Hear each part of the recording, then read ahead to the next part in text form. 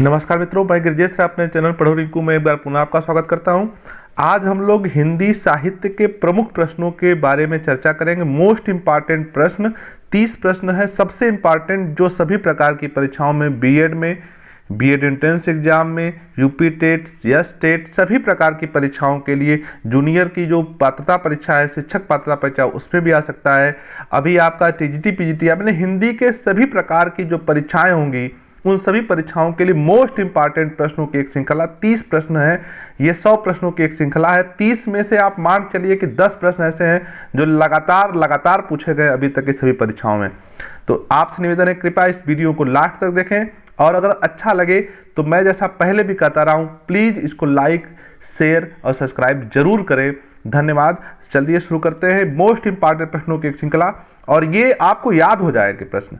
देखिएगा, पहला और सबसे इंपॉर्टेंट प्रश्न जो अभी आपके सामने स्क्रीन पे है, ये कह रहा है कि हिंदी साहित्य में हालावार के प्रवर्तक कौन है। हिंदी साहित्य के प्रश्न आप जानते हैं सभी प्रकार की परीक्षाओं में आते हैं, वहां से मैंने प्रश्न लिया है। मोस्ट इंपॉर्टेंट प्रश्न है ये, हिंदी साहित्य में हालावार के प्रवर्तक कौन है। हालावार के प्रवर्तक कौन है, प्रश्न का उत्तर देखिएगा। हरिवंश राय बच्चन हैं, अज्ञेय जी हैं, श्रीधर पाठक जी हैं या जयशंकर प्रसाद जी हैं। कौन हो जाएगा इसका उत्तर? इन चारों प्रश्नों में से हम रुक के चलेंगे ताकि आप लोग सोचने का आप लोग पूरा समय मिल जाए। क्या उत्तर सही हो जाएगा? जी हाँ, बिल्कुल सही। अगर आप ए पे जा रहे हैं तो आप बिल्कुल सही हैं। हिंदी साहित्य में हालावार के प्रवर्तक हैं हरिवंश राय बच्चन। इनकी प्रमुख रचना आपको पता होगा, प्रमुख रचना कौन सी है? प्रमुख रचना कौन सी है? मधुशाला। जी बिल्कुल सही है, मधुशाला। मधुशाला इनकी प्रमुख रचना है, हरिवंश राय बच्चन की। हालावार के प्रवर्तक हैं। चलिए अगला प्रश्न कह रहा है कि मैथिली किस राज्य की भाषा है। मैथिली आप जानते हैं कि हिंदी साहित्य, हिंदी जो भाषा है उसको अनेक उपभाषाओं में, 5 उपभाषाओं और 18 बोलियों में विभाजित किया गया है। तो 5 उपभाषाओं में से ये पूछ रहा है कि मैथिली जो है किस प्रदेश में बोली जाती है, किस प्रदेश की भाषा है। क्या उत्तर प्रदेश की है, बिहार की है, राजस्थान की है या मध्य प्रदेश की है? मैथिली किस प्रदेश में बोली जाती है? मैथिली किस प्रदेश की बोले जाने वाली भाषा है? किस प्रदेश की भाषा है? जी हाँ, बिल्कुल सही, बिहार की भाषा है। मैथिली बिहार की भाषा है। मैथिली बिहार की भाषा है। बिहार की भाषा क्या है? मैथिली, मैथिली, मगही और भोजपुरी। ये 3 बोलियां कहाँ की हैं? बिहार की हैं। मैथिली, मगही और भोजपुरी। तो इसमें आप नोट भी कर सकते हैं। एक प्रश्नों से जैसे हमने कहा था कई प्रश्न हम लोग जानेंगे। तो भोजपुरी भी कहाँ की है? बिहार की है। मगही भी कहाँ की है?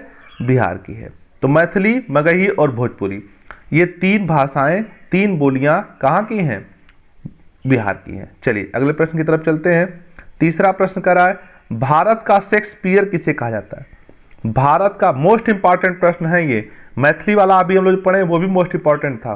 भारत का शेक्सपियर किसे कहते हैं? क्या सूरदास को, मकुलदास, कालिदास या बिहारी को? किसे कहा जाता है भारत का शेक्सपियर? भारत का शेक्सपियर किस कवि को कहा जाता है? प्रश्न है, भारत का शेक्सपियर किस कवि को कहते हैं? सूरदास को, मकुलदास को, कालिदास को या बिहारी को? बिल्कुल सही। अगर आप जा रहे हैं सी के साथ जा रहे हैं तो बिल्कुल सही है। कालिदास को भारत का शेक्सपियर कहा जाता है। कालिदास को भारत का शेक्सपियर कहा जाता है। भारत का शेक्सपियर कौन है? कालिदास जी हैं। अगले प्रश्न की तरफ बढ़ते हैं। हिंदी का प्रथम कवि कौन है? प्रथम से ज्यादातर प्रश्न आते हैं। ये बीएड एंट्रेंस के लिए भी इंपॉर्टेंट है। पेट का एग्जाम जो होने वाला है उसके लिए भी महत्वपूर्ण है। ये हिंदी भाषा सभी प्रश्नों, सभी प्रकार की परीक्षाओं में आती है और सभी प्रकार की परीक्षाओं में आने वाले महत्वपूर्ण प्रश्न यहाँ पे हैं जिसको हम लोग देख रहे हैं। तो ये प्रश्न पूछ रहा है, हिंदी का प्रथम कवि कौन है? सरैपा, सबरपा, स्वयंभू है या सरहपा है? कौन है हिंदी का प्रथम कवि? हिंदी का प्रथम कवि किसे कहा जाता है? बिल्कुल सही है आप लोग, द सरहपा को हिंदी का प्रथम कवि कहा जाता है। सरहपा को हिंदी का प्रथम कवि कहा जाता है। चलिए, सरहपा कौन है? हिंदी के प्रथम कवि हैं। अगला प्रश्न फिर आ गया, हिंदी का प्रथम पत्र, हिंदी का प्रथम पत्र कौन सा है? कवि वचन सुधा, बंगदूत, बंगाल गजट, उत्तंद मार्टन। कौन सा सही हो जाएगा? कौन सा इसमें से ऑप्शन सही है? कौन सा? बंगाल गजट बहुत लोग जाते होंगे। हिंदी का ये प्रथम पत्र है बंगाल गजट, लेकिन ये हिंदी का नहीं, ये अंग्रेजी में हुआ था। जेम्स हिक्की के प्रकाशन में बंगाल से प्रकाशित हुआ था बंगाल गजट। किसके प्रकाशन में? जेम्स हिक्की के प्रकाशन में, लेकिन ये अंग्रेजी का था। भाषा क्या थी इसकी? अंग्रेजी थी। हिंदी का कौन सा हो जाएगा? हिंदी का प्रथम पत्र जो हो जाएगा वो हो जाएगा उत्तंड मार्तंड। कौन सा? उत्तंड मार्तंड। हिंदी का प्रथम पत्र उत्तंड मार्तंड हो जाएगा। अगला प्रश्न, रामधारी सिंह दिनकर जी को किस रचना के लिए ज्ञानपीठ पुरस्कार मिला था? ज्ञानपीठ पुरस्कार किस रचना के लिए मिला? रसवंती के लिए, रेणुका के लिए, कुरुक्षेत्र के लिए या उर्वशी के लिए? किसके लिए मिला था रामधारी सिंह दिनकर जी को ज्ञानपीठ पुरस्कार? ज्ञानपीठ पुरस्कार हिंदी साहित्य में उत्कृष्ट योगदान दिए जाने के लिए दिया जाता है। किसको मिला? रामधारी सिंह दिनकर को। किस कविता के लिए मिला? उर्वशी के लिए। किसके लिए मिला? उर्वशी के लिए। उर्वशी के लिए रामधारी सिंह दिनकर जी को ज्ञानपीठ पुरस्कार मिला था। अगला प्रश्न, हिंदी का प्रथम एकांकी कौन सा है? हिंदी का प्रथम एकांकी कौन सा है? जनेऊ का खेल, चार बेचारे, एक घूंट या शिक्षादान? हिंदी का प्रथम एकांकी कौन सा है? सोचिए, बताइए। हिंदी का प्रथम एकांकी जनेऊ का खेल, चार बेचारे, एक घूंट या शिक्षादान? क्या सही हो जाएगा? बिल्कुल सही है, सी सही है, एक घूंट। हिंदी का प्रथम एकांकी एक घूंट है। हिंदी का प्रथम एकांकी एक घूंट है। अगला प्रश्न, हिंदी का प्रथम दैनिक समाचार पत्र। सभी प्रश्न प्रथम से ज्यादातर लिए गए हैं क्योंकि यही प्रश्न ज्यादा पूछते हैं। प्रथम समाचार पत्र कौन सा है? क्या बनारस अखबार, समाचार सुधावर्षण, प्रजा हितैषी, कल्पना? हिंदी का प्रथम दैनिक समाचार पत्र। ध्यान दीजिएगा, प्रथम के साथ साथ दैनिक भी यहाँ पे है, रोज प्रकाशित होने वाला। इसके पहले हमने पढ़ा था हिंदी का प्रथम पत्र कौन सा था, तो वो कौन सा था? उत्तंड मार्तंड। दैनिक पत्र कौन सा था? समाचार सुधावर्षण। समाचार सुधावर्षण जो है हिंदी का प्रथम दैनिक समाचार पत्र। याद रखिएगा, प्रथम पत्र था उत्तंड मार्तंड और दैनिक कौन था? समाचार सुधावर्षण। कब प्रकाशित हुआ था? 1854 ईस्वी में प्रकाशित हुआ था कलकत्ता से। कहां से हुआ था? कलकत्ता से। ठीक है, आगे बढ़ते हैं। अगला प्रश्न, हिंदी दिवस कब मनाया जाता है? ये मोस्ट इंपॉर्टेंट प्रश्न ये भी है। हिंदी दिवस कब मनाते हैं? 13 दिसंबर, 14 अगस्त, 14 सितंबर, 13 जून? क्या उत्तर सही हो जाएगा? हिंदी दिवस के बारे में क्या एक सही हो जाएगा? जी हाँ, बिल्कुल सही है। 14 दिसंबर नहीं होगा, 14 सितंबर होगा। 14 सितंबर होगा। 14 सितंबर को हिंदी दिवस मनाया जाता है। 14 सितंबर को क्यों मनाया जाता है ये भी जान लीजिएगा। 14 सितंबर सन 1949 को संविधान में हिंदी को क्या मिला था? राजभाषा का दर्जा मिला था। कब मिला था? राजभाषा का। एक और प्रश्न इसी में जुड़ा हुआ है, प्रथम या कब से हिंदी दिवस मनाया जाता है? तो हिंदी दिवस जो है सन 1953 से प्रत्येक वर्ष 14 सितंबर को हिंदी दिवस मनाया जाता है। तो हिंदी दिवस कब से मनाया जाता है? 1953 से। क्यों मनाया जाता है? क्योंकि 1949 को संविधान में राजभाषा का दर्जा मिला था 14 सितंबर को ही।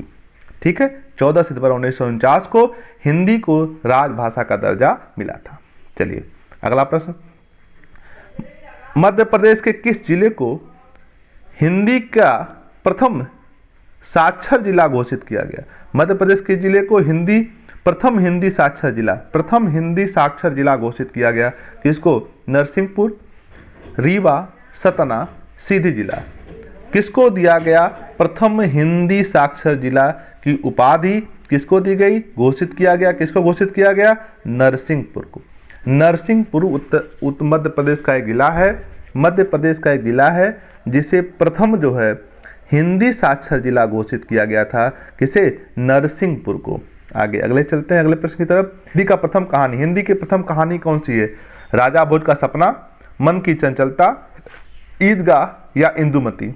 हिंदी की प्रथम कहानी, हिंदी की प्रथम कहानी क्या है? इंदुमती हो जाएगी। हिंदी की प्रथम कहानी इंदुमती हो जाएगी। आगे देखिएगा अगला प्रश्न, संविधान के किस अनुच्छेद के अनुसार हिंदी भारत की राजभाषा है? हिंदी भारत की राजभाषा है, सबको पता है, लेकिन किस अनुच्छेद के अनुसार है संविधान के, ये बताइएगा। क्या पूछ रहा है? अनुच्छेद 351, 352, 343 या 350? किस अनुच्छेद के अनुसार भारत की राजभाषा हिंदी है? संविधान में 343 अनुच्छेद से लेकर 351 अनुच्छेद तक हिंदी भाषा के बारे में कहा गया है, लेकिन कौन सा अनुच्छेद है जिसके अनुसार भारत की राजभाषा हिंदी है, ये आपको बताना है। तो कौन सी है, कौन सा अनुच्छेद है? 343। 343 में भारत में हिंदी को राजभाषा का दर्जा दिया गया है। किसके अनुसार? 343 के अनुसार। चलिए आगे बढ़ते हैं। हिंदी का प्रथम महाकाव्य कौन सा है? हिंदी का प्रथम महाकाव्य कौन सा है? हिंदी का प्रथम महाकाव्य कौन सा है? पृथ्वीराज रास हो, हमीर रास हो, परमाल रास हो या संदेश रास? इनमें से कौन ऐसा है जो हिंदी का प्रथम महाकाव्य है? बिल्कुल सही। अगर आप एक के साथ जा रहे होंगे तो पृथ्वीराज रासो जो है हिंदी का प्रथम महाकाव्य कहा जाता है, जिसके रचयिता कौन है? चंद्रबरदाई। कौन है? चंद्रबरदाई है। चंद्रबरदाई ने पृथ्वीराज रासो लिखा। पृथ्वीराज रासो का हिंदी का प्रथम महाकाव्य कहा जाता है, जिसमें पृथ्वीराज चौहान के जीवन से संबंधित चीजों को लिखा गया है। उस समय जो युद्धों का वर्णन, जो चीजें थी, उनको किया गया है। आदिकाल की ये रचना है। आदिकाल की ये रचना है। काल कौन सा है? आदिकाल है। किसने लिखा? चंद्रबरदाई ने। इसे क्या कहते हैं? हिंदी का प्रथम महाकाव्य कहते हैं। किसे? पृथ्वीराज रासो को। आगे बढ़ते हैं। रामचरित, ये देखिए मोस्ट इंपॉर्टेंट है। ये लिखा है रामचरितमानस में कितने कांड हैं? ये कई बार बीएड एंट्रेंस एग्जाम में या यूपी टेट में या स्टेट में पूछा गया प्रश्न है।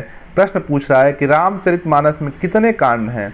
7, 5, 4 या 8? वाल्मीकि जी ने जो रामायण लिखा है उसमें 5 कांड हैं। वाल्मीकि के रामायण में कितने कांड हैं? 5 कांड हैं। तुलसी जी ने जो रामायण लिखा है, तुलसी जी ने रामचरितमानस लिखा है, रामचरितमानस लिखा है, उसमें कितने कांड हैं? 7 कांड हैं। तो रामचरितमानस का में 7 कांड, और किसने लिखा है? तुलसी जी ने लिखा है। और अगर पूछेगा कि रामायण में कितने कांड हैं, तो रामायण में 5 कांड हैं। किसने लिखा है? वाल्मीकि जी ने। तो वाल्मीकि के रामायण में 5 कांड और तुलसी जी के रामायण में 7 कांड, रामचरितमानस में 7 कांड। अतीत के चलचित्र, अगला प्रश्न पूछ रहा है, अतीत के चलचित्र के रचयिता कौन है? अतीत के चलचित्र के रचयिता कौन है? ये रेखा चित्र है। अज्ञे जी ने लिखा है, रामधारी सिंह दिनकर जी ने, महादेवी वर्मा ने, या फिर जयशंकर प्रसाद जी ने। किसने लिखा है अतीत के चलचित्र? अतीत के चलचित्र किसने लिखा है? तो अतीत के चलचित्र की रचयिता हैं महादेवी वर्मा जी। अतीत के चलचित्र महादेवी वर्मा जी ने लिखा है। कब लिखा है? सन 1941 ईस्वी में। 1941 ईस्वी में अतीत के चलचित्र महादेवी वर्मा जी ने लिखा है। आगे बढ़ते हैं। प्रभात फेरी के रचनाकार कौन है? ये काव्य है। प्रभात फेरी के रचनाकार कौन है? नरेंद्र पांडे जी हैं, अज्ञे जी हैं, पाठक जी हैं, या फिर नरेंद्र शर्मा जी हैं। कौन है प्रभात फेरी के रचनाकार? तो बिल्कुल सही है। अगर आप ए के साथ जा रहे हैं तो प्रभात फेरी के रचनाकार हैं नरेंद्र पांडे जी। नरेंद्र पांडे जी ने प्रभात फेरी की रचना की थी। तो प्रभात फेरी, नरेंद्र पांडे। हिंदी साहित्य का अतीत, हिंदी साहित्य का अतीत भाग 1 के लेखक कौन है? हिंदी साहित्य का अतीत, ये हिंदी साहित्य का इतिहास है। इसके लेखक कौन है? हरिवंश राय बच्चन है, अज्ञे जी हैं, विश्वनाथ प्रसाद हैं, या जयशंकर प्रसाद हैं। हिंदी साहित्य के इतिहास का एक नाम है, ये भी एक हिंदी साहित्य का ये भी इतिहास है। किसने लिखा है?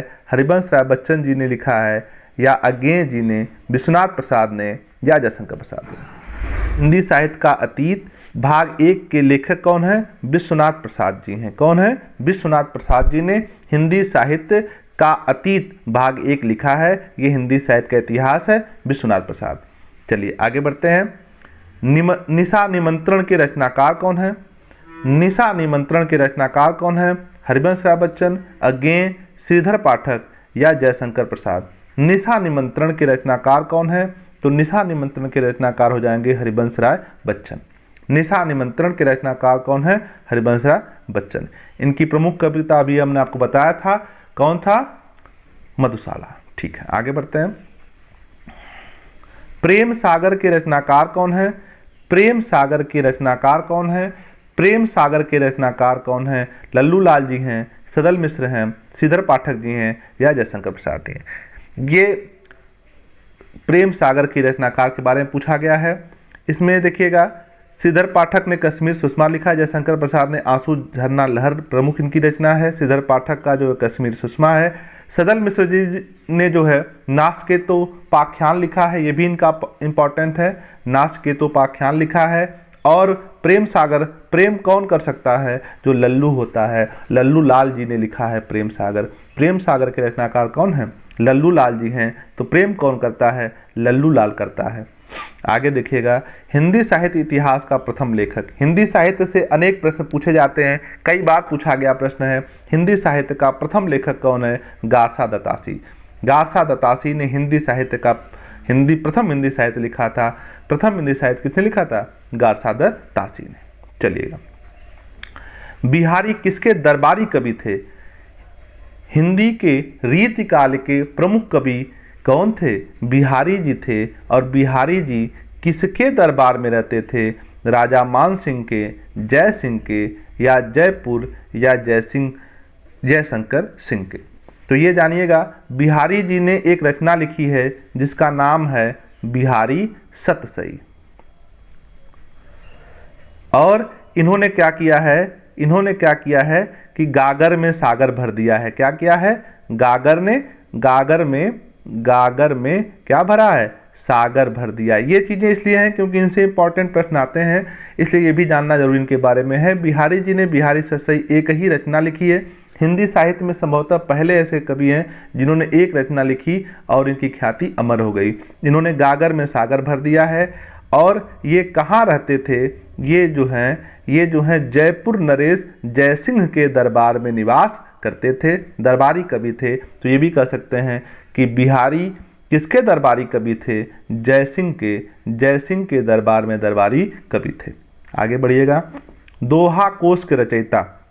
दोहा कोश के रचयिता कौन है? सरहपा हैं, कंडपा हैं, गोरखनाथ हैं या जयशंकर प्रसाद हैं।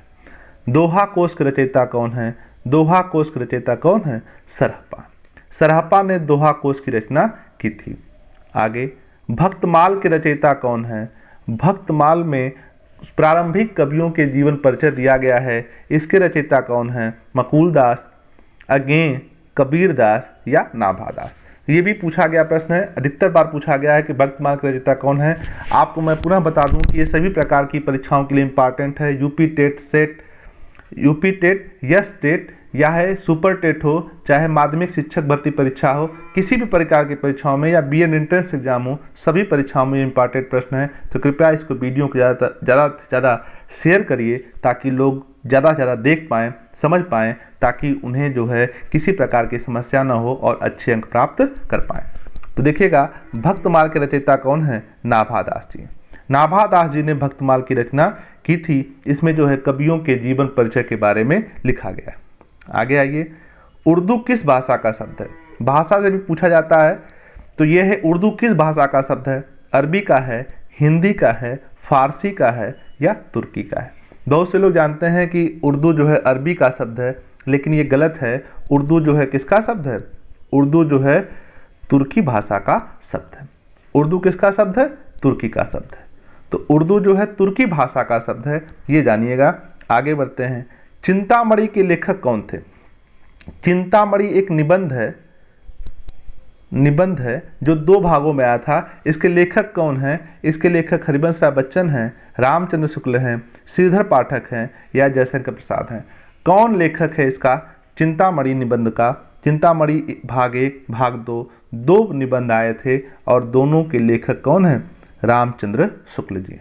रामचंद्र शुक्ल जी ने चिंतामणि का लेखन किया है। मोस्ट इंपॉर्टेंट प्रश्न है ये सभी परीक्षाओं के लिए। आगे बढ़ते हैं, छत्तीसगढ़ी। अगला प्रश्न है, कह रहा है कि छत्तीसगढ़ी निम्न में से किससे संबंधित है? छत्तीसगढ़ी एक बोली है और ये किससे संबंधित है? पूर्वी हिंदी से, पश्चिमी हिंदी से, बिहारी से या फिर पहाड़ी से? किससे संबंधित है ये? कौन सी? छत्तीसगढ़ी। छत्तीसगढ़ी निम्न में से किससे संबंधित है ये बताना है। तो छत्तीसगढ़ी संबंधित है, किससे संबंधित है? छत्तीसगढ़ी संबंधित है पश्चिमी हिंदी से। छत्तीसगढ़ी पश्चिमी हिंदी की एक बोली है छत्तीसगढ़ी। छत्तीसगढ़ी पश्चिमी हिंदी में और कौन कौन सी, सॉरी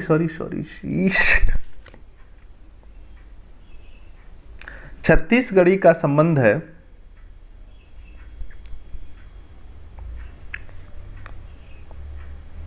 प्रश्न पूछ रहा है छत्तीसगढ़ी निम्न में से किससे संबंधित है? क्या पूर्वी हिंदी से, पश्चिमी हिंदी से, बिहारी से या फिर पहाड़ी से?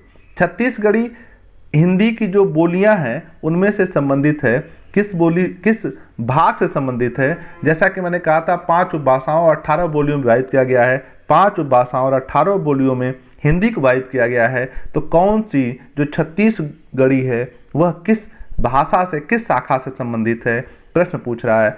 क्या पूर्वी हिंदी से, पश्चिमी हिंदी से, बिहारी से या पहाड़ी से? मैंने आपको अभी बताया था, ऊपर प्रश्न आया था बिहारी की बोलियां कौन कौन से हैं। तो बिहारी की मैंने बताया था मैथिली है, मगही है और भोजपुरी है। ठीक है। पश्चिमी हिंदी की कौन सी है ये भी जान लीजिए। पश्चिमी हिंदी की कौन सी है? पश्चिमी हिंदी की बोली होगी, प्रमुख हिंदी बोली होगी कौन सी? हरियाणवी। ठीक है, हरियाणवी, जिसे कौरवी भी कहा जाता है। ब्रज भी इसी में आती है, और बुंदेली आती है और कन्नौजी आती है। ये हो गया पश्चिमी हिंदी के अंतर्गत कौन? हरियाणवी या कौरवी, ब्रज, बुंदेली और कन्नौजी। और छत्तीसगढ़ी जो आती है वो पूर्वी हिंदी के अंतर्गत आती है, जिसमें छत्तीसगढ़ी है, अवधी है, कौन सी है? अवधी है, और कौन सी है? और बघेली है। तो आप कह सकते हैं कि छत्तीसगढ़ी, अवधी, बघेली पूर्वी हिंदी के अंतर्गत आती है। ब्रज, हरियाणवी, बुंदेली और कन्नौजी जो है पश्चिमी हिंदी के अंतर्गत आती है। तो इस प्रश्न का उत्तर छत्तीसगढ़ी का आंसर हो जाएगा क्या? पूर्वी हिंदी। चलिए आगे बढ़ते हैं अगले प्रश्न की तरफ। छायावाद का प्रवर्तक कवि कौन है? छायावाद का प्रवर्तक कवि कौन है? हरिवंश राय बच्चन, अज्ञेय, श्रीधर पाठक या जयशंकर प्रसाद? तो छायावाद का प्रवर्तक कवि कौन है? छायावाद का प्रवर्तक कवि आपने अभी ऊपर पढ़ा, हालावार के प्रवर्तक कौन है? हरिवंश राय बच्चन जी हैं। प्रगतिवाद के अज्ञेय जी हैं। प्रगतिवाद का कौन है? अज्ञेय जी हैं। छायावाद का कौन है? यही प्रश्न पूछ रहा है। तो छायावाद के कौन है? जयशंकर प्रसाद जी हैं। हरिवंश राय बच्चन जी किसके हैं? हालावार के हैं, हालावाद के हैं। ठीक है। अज्ञेय जी किसके हैं? प्रगतिवाद के हैं। छायावाद के कौन है? जयशंकर प्रसाद जी हैं। तो इस प्रश्न का आंसर हो जाएगा डी, जयशंकर प्रसाद। झरना किसकी रचना है? झरना अभी ऊपर बताया था हमने आपको, झरना, आंसू, लहर किसकी रचना है? जयशंकर प्रसाद जी की। ठीक है। झरना, आंसू, लहर ये प्रमुख रचनाएं किसकी हैं? जयशंकर प्रसाद जी की। और जयशंकर प्रसाद जी जो हैं छायावाद के प्रवर्तक कवि हैं। आगे आइए अगला प्रश्न। निम्नलिखित में से कौन सी भाषा 8वीं अनुसूची में नहीं दी गई है? ध्यान दीजिएगा, नहीं दी गई है, 8वीं अनुसूची में नहीं दी गई है। ठीक है। 8वीं अनुसूची भारत के संविधान में सम्मिलित भाषाओं से संबंधित है, जिसमें भाषाएं दी हुई हैं। उन भाषाओं में कौन सी भाषा ऐसी है निम्नलिखित में से जो 8वीं अनुसूची में नहीं है? तो देखिएगा, क्या हिंदी नहीं है, या अंग्रेजी, या बोडो, या डोंगरी? क्या उत्तर हो जाएगा सही इसका? इसका सही उत्तर हो जाएगा अंग्रेजी। अंग्रेजी को छोड़कर बाकी सभी दी गई भाषाएं भारतीय संविधान की 8वीं अनुसूची में शामिल हैं, सम्मिलित की गई हैं। तो अंग्रेजी जो है 8वीं अनुसूची में सम्मिलित नहीं है। अगला प्रश्न। हिंदी कविता को चाहिए था छंदों से मुक्त कराने वाले कवि। छंदों से मुक्त कराने वाले कवि कौन हैं? हरिवंश राय बच्चन, अज्ञेय जी हैं, श्रीधर पाठक जी हैं या निराला जी हैं? कौन सा ऐसा कवि है जो हिंदी की कविता को छंदों से मुक्त कराने वाले थे? कौन से थे? निराला जी। निराला जी थे जिन्होंने जूही की कली रचना लिखी। क्या लिखी? जूही की कली। इनकी पहली रचना है जो छंदों से मुक्त है? कौन? जूही की कली किसने लिखा? निराला जी ने। और निराला जी कौन है? छंदों कविता को छंदों से मुक्त कराने वाले प्रथम कवि हैं। कौन? निराला।